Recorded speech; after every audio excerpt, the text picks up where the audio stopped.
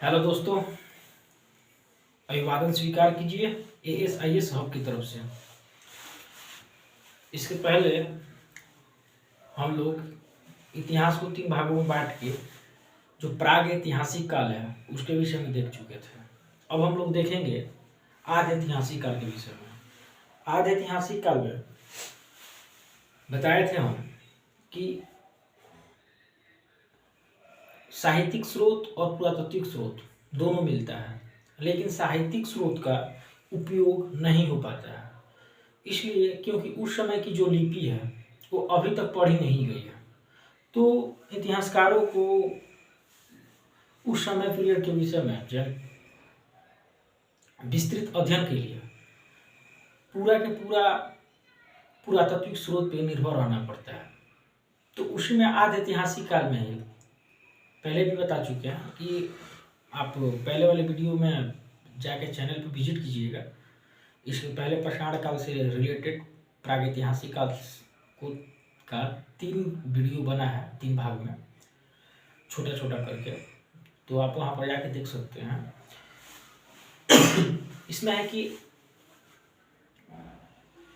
आद्य ऐतिहासिक काल, तो प्रागैतिहासिक काल पढ़ लिया हम लोग पीछे।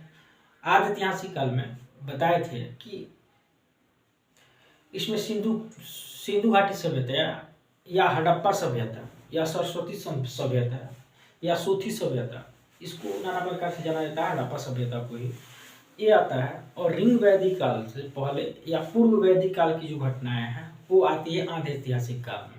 रिंग वैद के बाद की जो घटनाएं हैं मिलती है हमें, वो ऐतिहासिक काल में आने लगती है। तो आइए हम लोग देखते हैं आद्य ऐतिहासिक काल में सिंधु घाटी सभ्यता को। तो सिंधु घाटी सभ्यता को हम लोग देखते हैं। तो सिंधु घाटी सभ्यता को समझने से पहले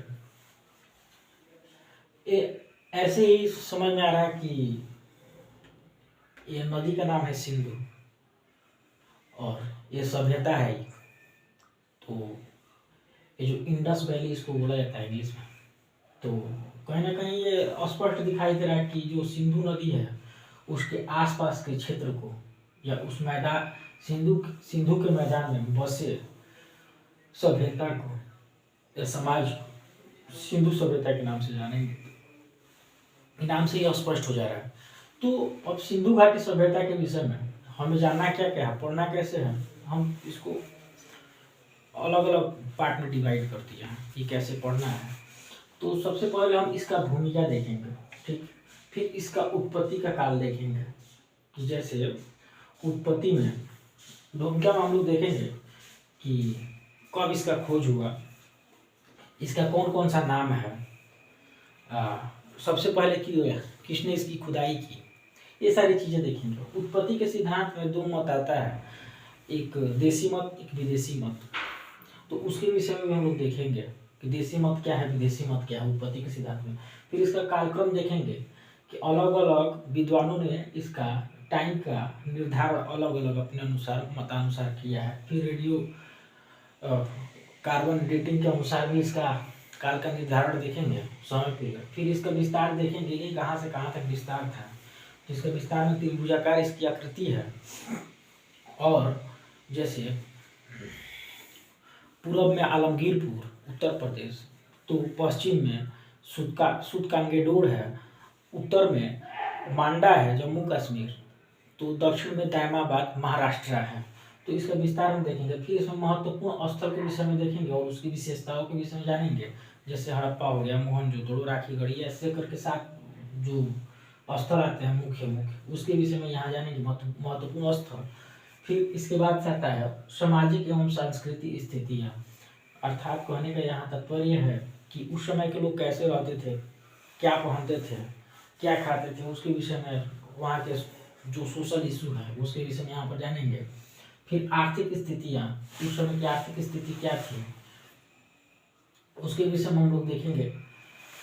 जैसे उस समय के विषय में जानकारी मिलता है कि मेलुहा से संपर्क था, व्यापार होता था, व्यापार में क्या किस चीज़ का व्यापार होता था, इस सब के विषय में देखेंगे। फिर इस समय की राजनीतिक स्थिति के विषय में थोड़ी सी जानकारी लेंगे कि उस समय राजनीतिक स्थिति क्या थी भारत की, ठीक। भुगतान संतुलन अपने पक्ष में था, यहाँ से ही पता चल जाता है। फिर राजनीतिक स्थिति के विषय में देखेंगे, जैसे एक सिंही जो मुहर मिलती है, एक सिंही जानवर का मुहर मिला है, उससे पता चलता है कि ये किसी विशेष वर्ग के व्यक्ति के पास होता था, या शासक वर्ग के विषय में जानकारी मिलता है इससे। आप लोग मूवी देखे होंगे ऋतिक रोशन का मोहनजोदड़ो, उसमें थोड़ा सा इसके विषय में दिखाया गया है। फिर आता है पतन के कारण। आखिर सिंधु घाटी सभ्यता सामने आई तो फिर आई, इतना उन्नत सभ्यता थी, नगरीकृत सभ्यता थी, तो फिर ये पतन, इसका पतन कैसे हुआ? तो फिर यहाँ पर भी अलग अलग मत है। जैसे कोई बोलता है बाढ़ से हुआ, कोई क्लाइमेट चेंज बताता है, तो कोई क्लाइमेट चेंज बताता है, तो कोई बताता है कि बाह्य आक्रमण, आर्यों का आक्रमण हुआ। तो ऐसे करके भिन्न भिन्न मत है पतन के कारण में भी। तो देखिए, अब ये होता है सिंधु सभ्यता, इसको नगरीकृत सभ्यता कहा जाता है। तो नगरीय सभ्यता में अच्छा अर्थात शहरीकरण में पहले कैसे समाज कैसे बनता है? समाज बनने के लिए पहले एक व्यक्ति चाहिए, फिर व्यक्ति से परिवार बनता है, फिर परिवार से गांव बनता है, फिर गांव से गांव डेवलप करता है तो शहर बनता है। ऐसे करके एक मोटा मोटी मान लिया जाए तो जब भुगतान संतुलन या आर्थिक स्थिति जब डेवलप होती जाएगी तो आदमी क्या करेगा? सिद्धहस्त किसी भी काम को करेगा, उसमें सिद्धहस्तता हासिल कर लेगा। मतलब मास्टर जैसे होता है ना, मास्टर पीएचडी कर लेगा, आम बोलचाल की भाषा में कहा जाए तो मतलब सिद्धहस्त हो जाएगा।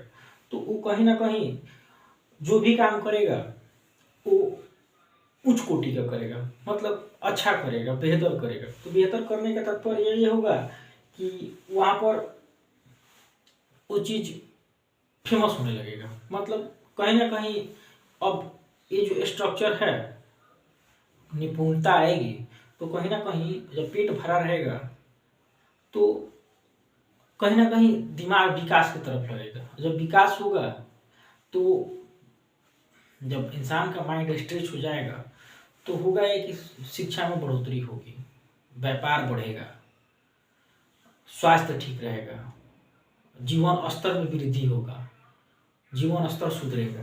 तो ऐसे करके फिर हम लोग शहर को कैसे देखते हैं कि यहाँ पर हॉस्पिटल की सुविधा हो, अच्छी सड़कें हो, अच्छी नाली की व्यवस्था हो।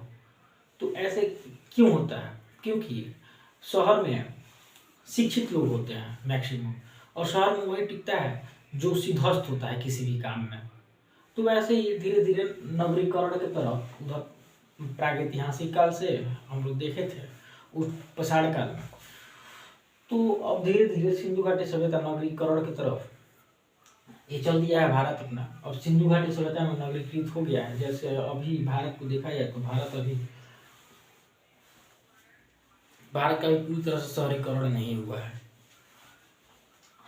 लोग बोलते हैं कि जैसे अंग्रेज बोलते थे कि यह सांप सपेरों का देश है, फलाना ढिमकाना बोले थे, जब तक सिंधु घाटी सभ्यता सामने नहीं आई थी तब।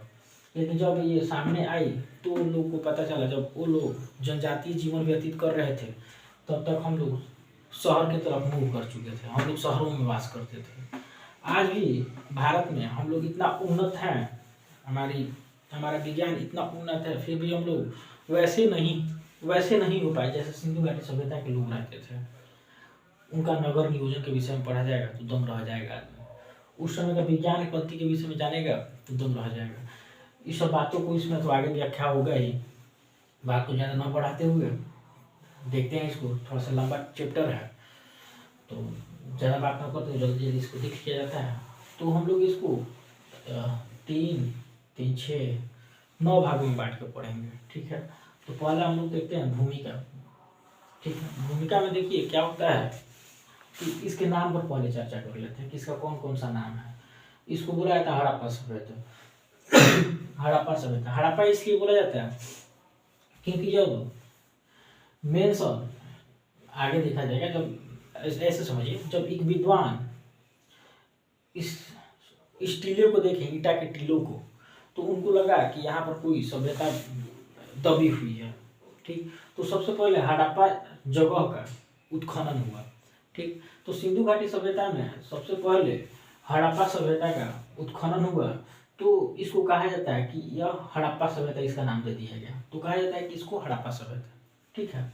तो हड़प्पा वैसे नाम पड़ा कि इस सभ्यता में सबसे पहले हड़प्पा नामक शहर की खोज हुई, तो इसलिए इसको हड़प्पा कहा जाता है, ठीक। फिर सिंधु घाटी सभ्यता क्यों कहा जाता है? नाम से यह स्पष्ट है, घाटी से यह स्पष्ट है कि ये जो पहले शहर मिले वो सिंधु नदी के आसपास मिले, किनारे वाले भागों में मिले। तो इसको लेके इसको इंडस वैली या सिंधु घाटी कह दिया गया। फिर सरस्वती सभ्यता, फिर बाद के दिनों में इस सभ्यता के अंश जो सरस्वती नदी बिंसन एक जगह का नाम है, वहां पर आके विलुप्त हो जाती है। तो इसके आसपास भी कुछ नगरों का साक्ष्य मिलता है। तो इसको बाद के जो विद्वान आते हैं ये सरस्वती सभ्यता भी इसको कहते हैं। फिर आता है प्रथम नगरीय सभ्यता थी। यहाँ पर हम लोग देखते हैं, इसके पहले के तो हमें जानकारी नहीं मिलती, सिर्फ पसारों से हमें पता चलता है, मतलब पत्थरों से, कि मानव कैसे रहा करता था। उसके पहले के विषय में हमें जानकारी नहीं है, और पूरी तरह से वो भी जानकारी नहीं है प्रागैतिहासिक काल के विषय में भी। तो जब तक हमें इतिहास का पता है तब तक के विषय में बताया जाता है कि सिंधु घाटी जो सभ्यता थी वो भारत की प्रथम नगरीय सभ्यता थी, ठीक। फिर इसको कांस्ययुगीन सभ्यता कहा जाता है। जैसे हम लोग प्रागैतिहासिक काल में पढ़े थे ब्लेड संस्कृति, चॉपर चॉपिंग संस्कृति, फलक संस्कृति, कोर संस्कृति, ऐसे करके हम लोग पढ़े थे।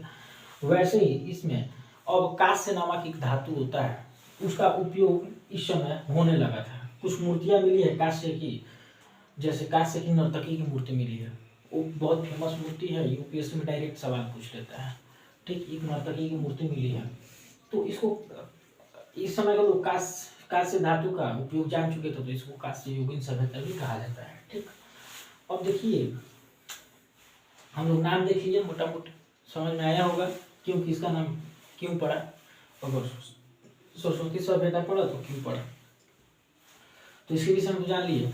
अब आगे हम लोग देखते हैं कि 1826 ईस्वी में चार्ल्स मेसन ने पहली बार हड़प्पा के टीलों के तरफ ध्यान आकर्षित किया, ठीक, ध्यान आकर्षित किया।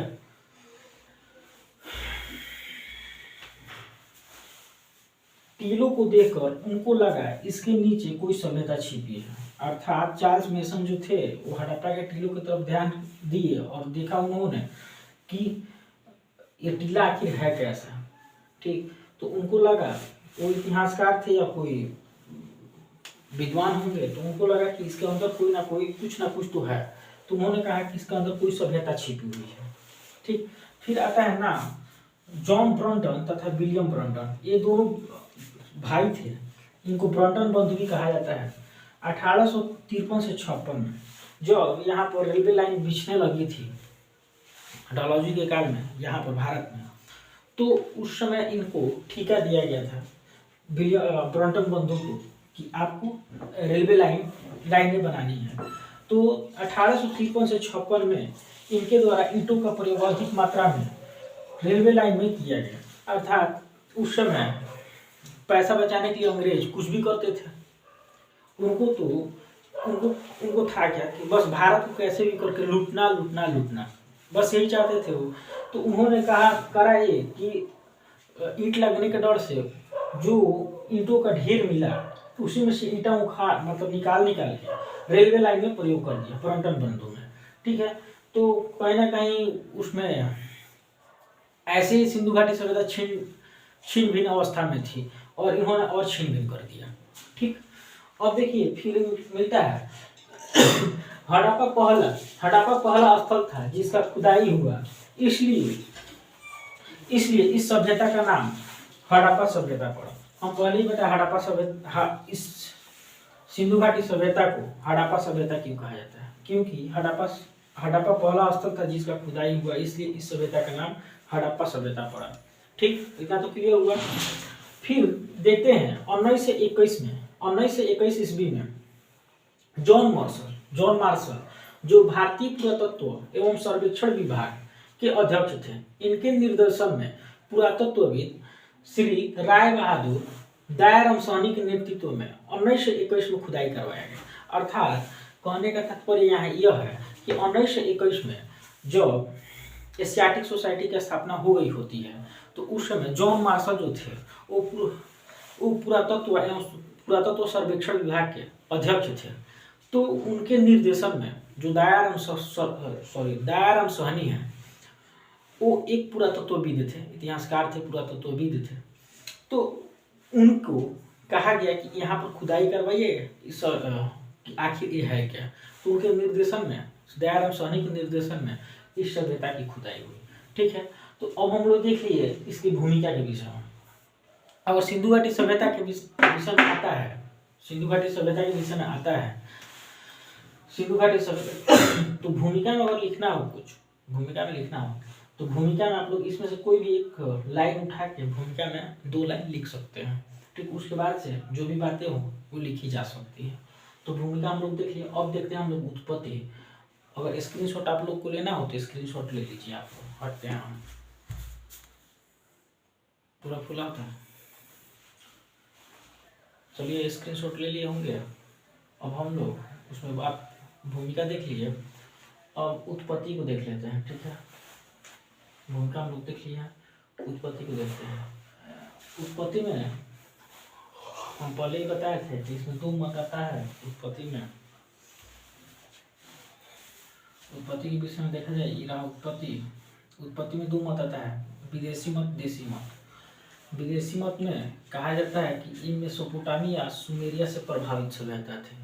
ठीक, इस मत को कौन कौन व्याख्या करता है, कौन इतिहासकार व्याख्या करते हैं। जैसे इसमें विदेशी इतिहासकार तो हैं ही, क्योंकि अंग्रेज कभी नहीं चाहते थे कि भारत के लोग,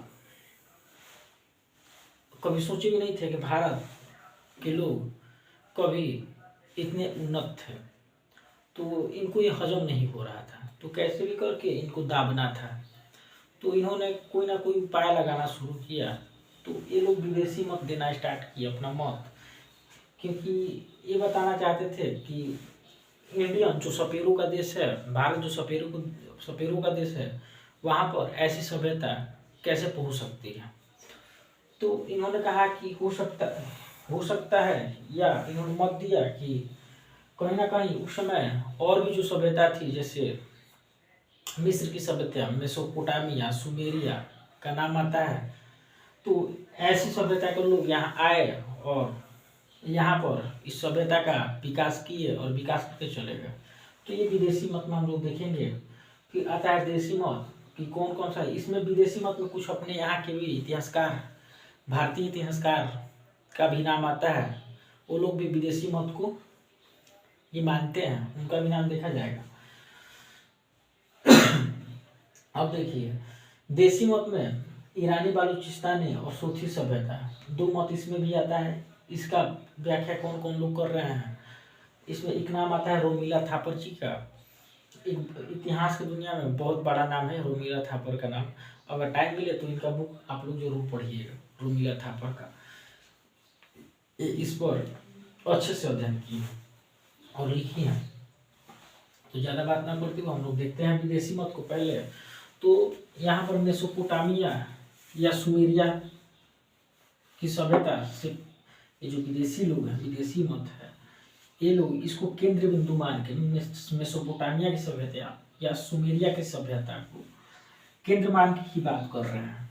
ठीक, तो इस मत को विश्ववादी सिद्धांत भी कहते हैं। ठीक, इसकी व्याख्या John Marshall, T D. Kaushambi, H D. Sankalia, Gordon Childe और क्रेमर महोदय ने करा है। ठीक, जॉन मार्शल कहते हैं, जो सर्वेक्षण विभाग के पुरातत्व सर्वेक्षण विभाग के अध्यक्ष थे, जिनकी अध्यक्षता में, जिनके निर्देशन में दयाराम सहनी के द्वारा हड़प्पा सभ्यता की खुदाई हुई, वही व्यक्ति हैं जॉन मार्शल। इन्होंने कहा है मेसोपोटामिया सुमेरिया के लोग 24 ईसा पूर्व भारत आए। 1 मिनट लिए, देखिए थोड़ा सा दिक्कत हो गया था। ये जॉन मार्शल का ये स्टेटमेंट नहीं है, एक क्रेमर का स्टेटमेंट है। हम देख रहे थे कि मेरे को याद है, तो थोड़ा सा दिक्कत हो गया था। लिखने में मिस्टेक हो गया है। एक क्रेमर महोदय का स्टेटमेंट है। ठीक, देखिए क्रेमर महोदय जो थे, इन्होंने बताया कि मेसोपोटामिया या सुमेरिया के लोग 24 ईसा पूर्व पहले भारत आए और यहाँ की परिस्थितियों के अनुसार एक सभ्यता का विकास किए जो सिंधु घाटी सभ्यता या हड़प्पा सभ्यता कहलाए। ठीक, फिर सेकेंड आता है गार्डन चाइल्ड का नाम। गार्डन चाइल्ड बोलते हैं कि मेसोपोटामिया या सुमेरिया सभ्यता के लोग यहाँ आए और बसे और इस सभ्यता का विकास किए, अपने अनुसार किए, यहाँ के परिस्थितियों के अनुसार। वहाँ के लोग आए, यहाँ पर बसे, रहे और यहाँ के परिस्थितियों के अनुसार उन्होंने इस सभ्यता का विकास किया। अब नाम आता है डीडी कौशाम्बी जी का, जो अपने भारत के इतिहासकार हैं, भारतीय इतिहासकार हैं। देखिए इनका बात क्या कहना है, फिर हम लोग इसको कंपेयर करके देखा जाएगा देसी मत और विदेशी मत को। एग्जाम में डायरेक्ट क्वेश्चन पूछता है देसी मत और विदेशी मत में अंतर के लिए, ठीक, व्याख्या करने के लिए बोल देता है, तो उसको भी हम लोग कंपेयर करके देखा जाएगा। पहले इनका स्टेटमेंट सुना जाए। ये अपने भारतीय इतिहासकार हैं, इन्होंने क्या कहा है। मिस्र का मेसोपोटामिया तथा हड़प्पा सभ्यता सभी कांस्य युगीन सभ्यता है, तो सभी के जनक एक ही थे। इनका कहने का मतलब है ये जो तीनों सभ्यता, जो भी सभ्यता दिख रही है, ये कांस्य युगीन है, एक समय की सभ्यता है। तो एक समय की सभ्यताएं हैं, इसलिए इन सभी सभ्यताओं के जनक जो हैं वो एक ही हैं। ठीक, इन्होंने डायरेक्ट न बोल के इनडायरेक्ट बोला है। ठीक, अब देखिए एच डी संकालिया साहब इनसे और ऊपर है। अब देखिए इन्होंने क्या बोला है। चबूतरा और जिगुरत एक जैसे शिलालेख होता है वैसे ही एक पूजा घर की तरह है जिगुरत। ठीक है, तो चबूतरा और जिगुरत के आधार पर सिंधु सभ्यता के जनक सुमेरिया को बताया है। सुमेरिया में चबूतरा और जिगुरत मिलता है, आप लोग नेट पर सर्च कीजिएगा जिगुरत कैसे होता है। वो एक पूजा स्थल की तरह होता था, प्रतीक के रूप में प्रतीकात्मक होता है। ठीक, तो सुमेरिया में ये सब प्रचलित था, तो उसके अनुसार ये बोलते हैं यहाँ पर भी पाया गया है, लेकिन यहाँ पर अलग अलग टाइप का पाया गया है, तो उसके अनुसार ये बोलते हैं। अब देखिए देसी मत को देखा जाए। देसी मत में ईरानी बालूचिस्तानी सभ्यता। ठीक, देसी मत में दो मत आता है, ईरानी बालूचिस्तानी नाल कुल्ली आर्मी से, ठीक है, आमरी से। एक आता है सोथी सभ्यता। ठीक, सिंधु घाटी सभ्यता को सोथी सभ्यता भी कुछ इतिहासकार व्याख्या करते हैं, नाम देते हैं, कुछ ईरानी बालूचिस्तानी सभ्यता कहते हैं। ठीक, तो इसके जो व्याख्या करता है इसमें फेयर सर्विस है और रोमिला थापर है। सोथी सभ्यता में की व्याख्याकर्ता में है अमलानंद घोष, आर्चिस दंपति, मतलब ये दोनों पति पत्नी हैं। फिर डीपी अग्रवाल हैं।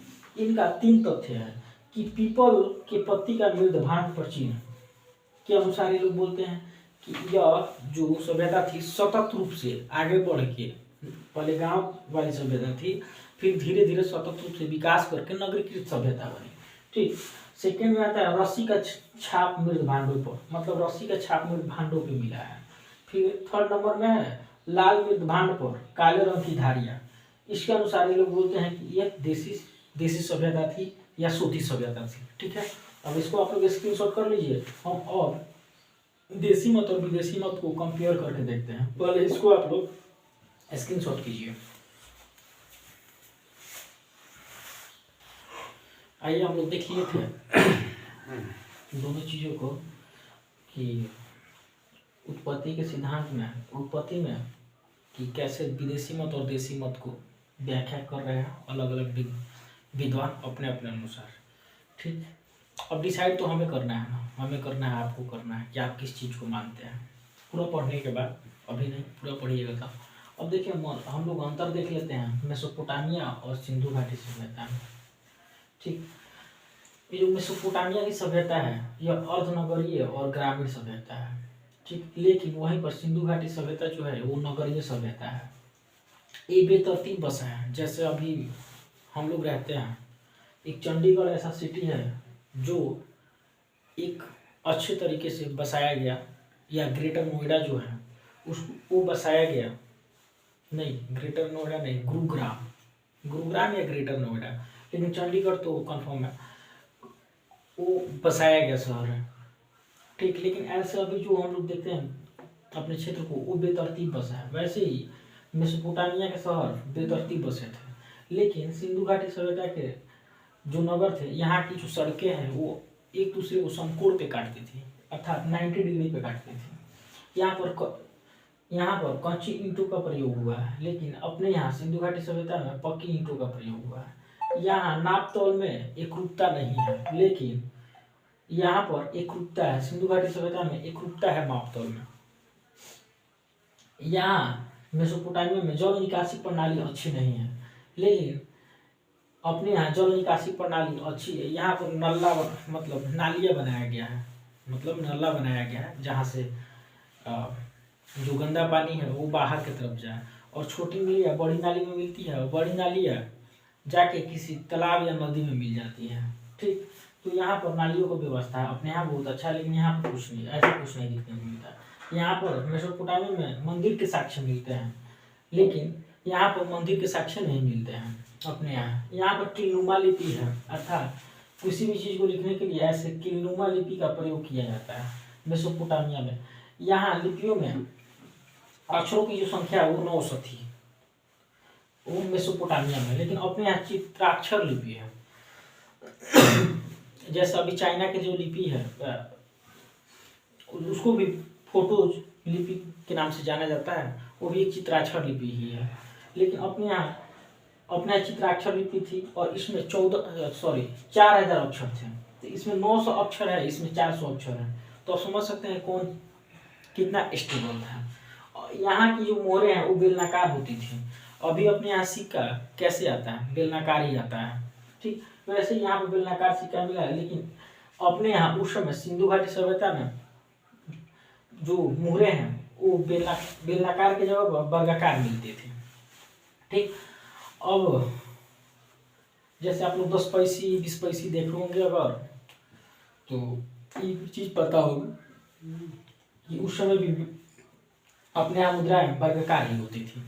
चलिए, अब उत्पत्ति के सिद्धांत हम लोग देख लिए, और इसको अंतर करके हम लोग देख लिए। अब आप लोग को डिसाइड करना है कौन बेस्ट है, अपने आप में कौन अच्छा है, कौन किसको बसा सकता है, किसको नहीं बसा सकता है, ये आपको निर्धारित करना है। ठीक, थोड़ा सा डिस्टर्ब पूरा होगा बैकटोर से, तो थोड़ा सा बैकग्राउंड सब आ जाएगा होगा, तो उसके लिए थोड़ा सा मैनेज कीजिएगा, क्योंकि वीडियो रात में बनाना पड़ता है तो थोड़ा सा दिक्कत होता है। तो हम लोग देख लिए थे उत्पत्ति के सिद्धांत में देसी मत विदेशी मत, और इसको हम लोग अंतर करके देख लिए। अब ये डिपेंड हम लोग के ऊपर करता है कि हम लोग किसको बेस्ट मानते हैं। ठीक, अब देखिए इसमें हम लोग कालक्रम के विषय में देख लेते हैं। इसका भूमिका देख लिया, उत्पत्ति देख लिया, अब कालक्रम देखते हैं। कालक्रम में देखा जाए तो अलग अलग विद्वानों का अलग अलग मत है। ठीक, तो सबसे पहले देख लेते हैं, पहले ही बताया था कि यहाँ की जो लिपि है कुछ मिला, कुछ पुरातात्विक स्रोत मिला है, तो उस पर कुछ अगर लिखा गया है तो वो हम लोग को अभी तक पढ़ा नहीं पाया है, इस चीज़ को हम लोग पढ़ नहीं पाया है, तो लिपि पढ़ा नहीं गया।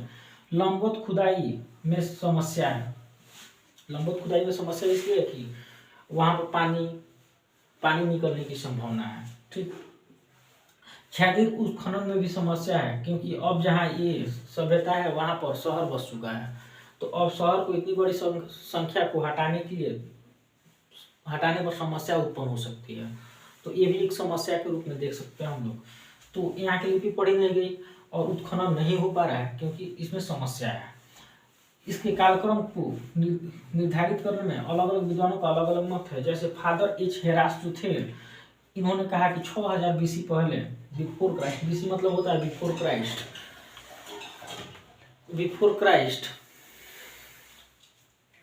6000 बीसी मतलब बिफोर क्राइस्ट, यह सभ्यता विकसित रूप में थी। ठीक, फिर आता है जॉन मार्शल का नाम। जॉन मार्शल 3250 से 2750 बताते हैं इसका टाइम पीरियड, और ये बोलते हैं कि मोहनजोदड़ो जो है वो बाढ़ में डूब गया, बाढ़ से डूबा था।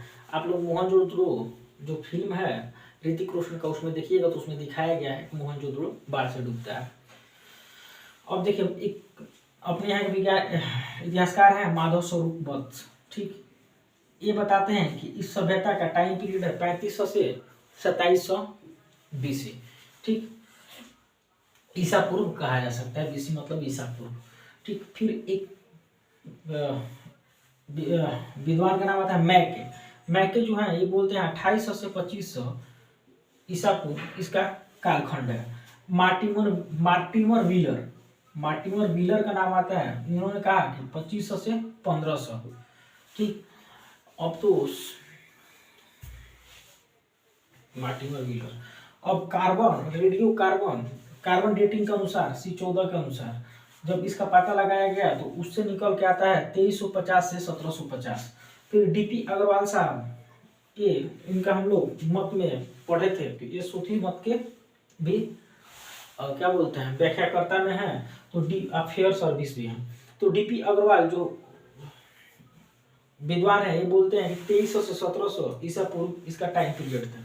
फिर फेयर सर्विस है, फेयर सर्विस बोलते हैं ये ईरानी बालूचिस्तानी वाले वक्तव्य के व्याख्या करता है, तो ये बताते हैं कि 2000 से 1500 ईसा पूर्व इसका कालक्रम है, ठीक। अब वीडियो को ज़्यादा लंबा ना करते हुए, वीडियो ज़्यादा लंबा हो गया है, हम लोग देख लिए भूमिका, उत्पत्ति, कालक्रम। अब हम लोग अगले वीडियो में प्रयास किया जाएगा इसको कवर करने के लिए, ठीक।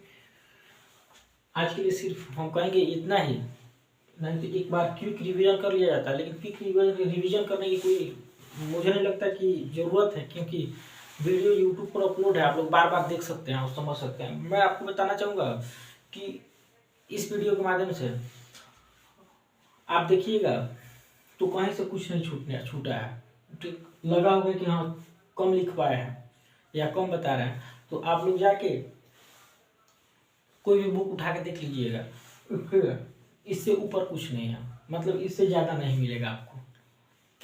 आप जहाँ सिरमाली ही जाके देख लीजिए, टॉपर सजेस्ट करते हैं मेंस के लिए जहाँ एंड सिरमाली, ठीक। तो आप उनको भी जाके देख सकते हैं, कहीं से कुछ नहीं है, मतलब इससे ज़्यादा नहीं मिलेगा, ठीक। अगर ये ख़त्म हो जाएगा तो इस पर क्वेश्चन बनाया जाएगा, अभी प्रयास किया जाएगा। स्लोट थोड़ा सा बनाने में थोड़ा दिक्कत हो रहा है इस चीज़ के लिए, क्वेश्चन के लिए, नहीं तो अब अभी तक MCQ प्रागैतिहासिक काल वाला वो मिल गया होता, तो अभी तक नहीं आ पाया क्योंकि स्लॉट में बनाने में थोड़ा सा दिक्कत हो रहा है, परेशानी है। तो प्रयास किया जाए एक स्लॉट बना दिया जाए, बहुत जल्दी आप लोग को MCQ कराया जाएगा। इसको देखिए, पसंद आए तो शेयर कीजिए, चैनल को सब्सक्राइब कीजिए और अपना सपोर्ट बनाए रखिए। अपना फेसबुक पेज भी है, उस पर भी जाकर आप फॉलो कर सकते हैं। आज के लिए सिर्फ इतना ही, मिलते हैं कल अगले वीडियो में।